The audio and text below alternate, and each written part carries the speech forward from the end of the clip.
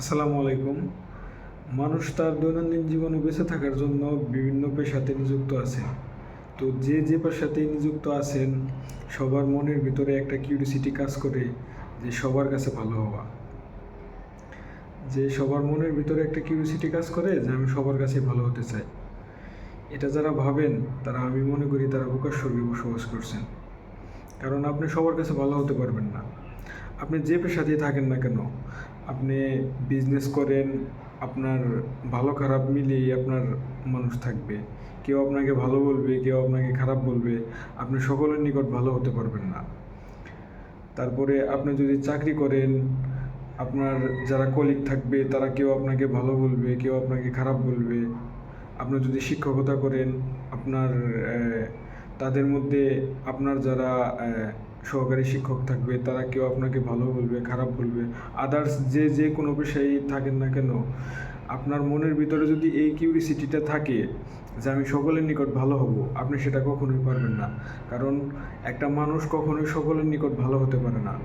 মানুষের প্রতিদ্বন্দ্বী থাকে, মানুষের পিছনে একজনে তাকে পিছনে হয়তো কেউ একজনের কথা ভালো নাও বলতে পারে, বাট সামনে একজন মানুষ তার সামনে খুবই প্রশংসা করছে, দেখা যায় ওই মানুষটাই তার পিছনে যে অনেক অনেক তার বিরুদ্ধে অনেক কথাবার্তা বলছে।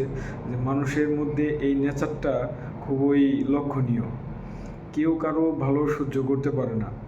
আপনি আপনি যদি ভালো কোনো পজিশনে যান, আপনার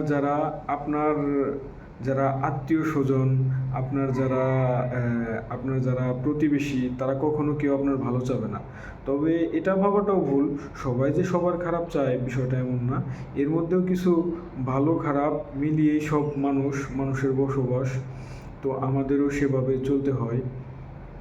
তবে মানুষের কাছে একটাই কথা বলতে চাই যে যারা মানুষের ভালো সহ্য করতে পারে না, তারা নিজেরাও কখনো ভালো থাকতে পারে না। মানুষের ভালোটাকে নিজের ভালো হিসেবে নিন, আপনিও ভালো থাকবেন। এটাই এটাই আমাদের